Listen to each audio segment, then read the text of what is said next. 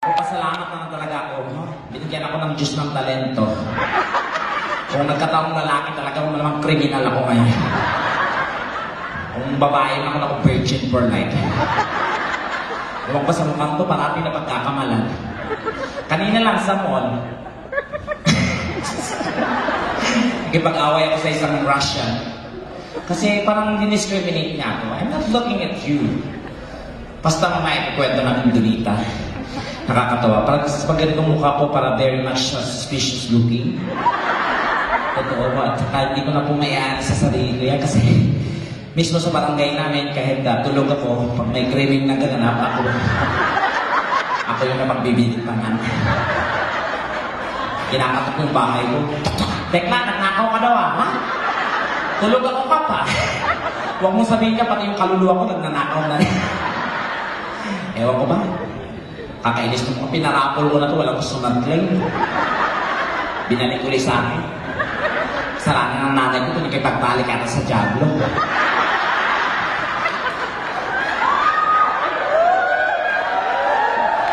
Totoo yan, kasi kinikwento ng nanay ko sa maliit na ako. Alam mo ba na, nung pinanganak kita, sobrang nahirapan ako sa'yo, muntik ko na ikamatay. Bakit naman na, sampal pa nga ako ng doktor eh. Talaga? Oo. Nung pagpanganak sa'yo, sabi ng doktor, okay, Mrs. Iri. Paglabas ko, sampal ka, pa! Mrs. Iri, hindi dumi.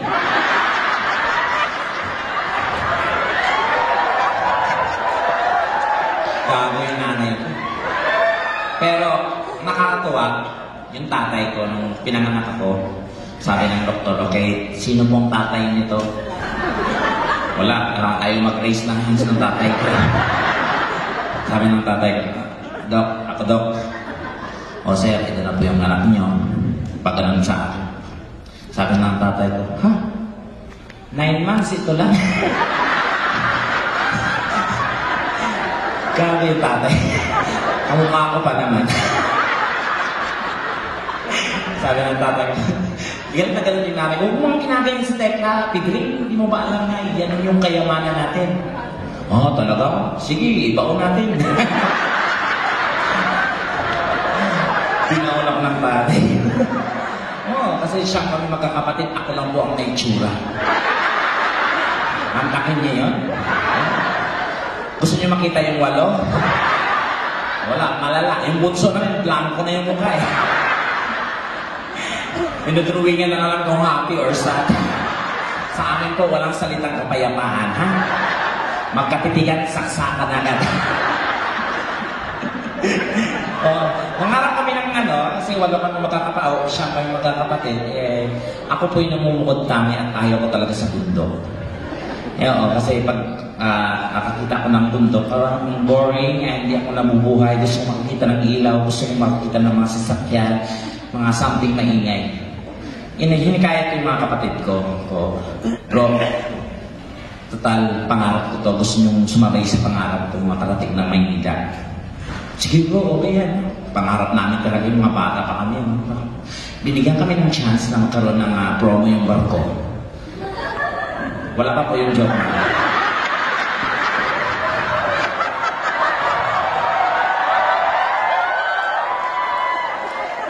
Nakakapikong kayo titingin sa mukha mo tapos sa tawa. Di ba nakakagago?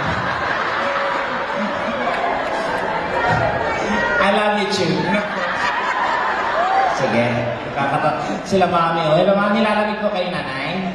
Kasi mga ganyang edad, hindi na po sanay sa ganitong oras ng imikan. Dapat nasa tumba-tumba na yan. Naradansilyo, ganyan. Ganyan yung lola ko, that's ko nagtatalak. Kayo, Asian yung mga kabataan kayo, mga ganyan-ganyan kayo. Hindi nyo ba alam nung araw kami? Diyos ko, ang light-light ng nilakad namin para makapag-aral lang. Sinisisi sa atin, ba't kasalanan pa namin doon kayo nag-enroll? Nanay, ilang taon na ako kayo, nanay? How old are you? 99? Oh my God, pero carry pa po, okay naman po. Active pa po yung sex life ni mami. Si daddy po, nasaan? Namimiss niyo po. Gusto niyo po, gawan ko ng paraan. Alam mo, mami, you reminds me of my mama. My lola is 85 years old. Pero active pa rin ang sex life niya. Oo, kasi mga ganyang edad, huwag niyo pabayaan yung sex life niyang ganyan. Dapat active pa rin yan. Like sa lola ko, talagang in-encourage niya yung lolo ko. Pagdating sa ano, talagang nasa sa inyo naman yung mga babae kung paano niyo i-seduce yung partner ninyo. Yung lola ko, maparaan yun. Pag galing ng galing ng sabong ng lolo ko, nasa pinto ka, ganyan ka, ganyan. Tonyo, wala na akong panty. Sabi ng lolo ko, hindi bumili ka. Nainis ko, sabi ko, lola, huwag naman ganyan. Minsan, gusto mong maging seductive ka dapat. Talaga ako, o sige, ang ginawa ng nanay, talagang hubot-hubad. Pagdating ng lolo, nakaganon kagad sa kama. Tonyo, wala na akong damit. Wala na akong suot na damit. Sabi ng lolo ko, gusot lang yung suot mo eh.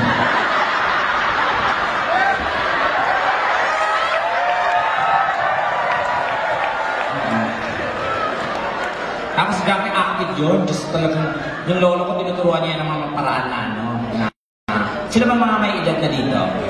Yung may mga problema po sa pakikipagtalik. Si Daddy, matanong ko lang si Daddy, medyo may Daddy, yung may camera po. Medyo curious lang po ako. Daddy, sa ganyang edad po, active pa po yung sex life niyo. Active ba? Wow. Kasi huwag po kayong gumamit ng mga like mga Viagra. Viagra, guys, is not safe. Kasi, even the rose, hindi po siya safe, sir. Totoo, kasi you have to consult the doctor kung tatanggapin po sa sila niya. Oo. May kapitbahay kami ganyan, matanda. 5,000. Diyos ko, Viagra ng Viagra dati. Pag inom ng Viagra, ayaw pang tumayo. Viagra ulit. Ayaw pa rin tumayo. Inipin. Sa 2 oras nakawalong Viagra. Ayun, sinugod sa ospital. Patay. Viagra overdose. Kawawa yung bangkay, hindi mailibig. Kasi kung saan namatay, doon yung pekto. Hindi may isa kayong kabahan. Oo. Ang pinaka-simple po yung mga herbal po, Daddy. Totoo. Mayroong discover yung herbal na sobrang effective po, yung katas po ng dahon ng makahiya. Pero ipididiktikin niyo po yun, isang kutsara ng pagkainom, kayo agad. Ang side effect, pag nasanggi, titiklop din po.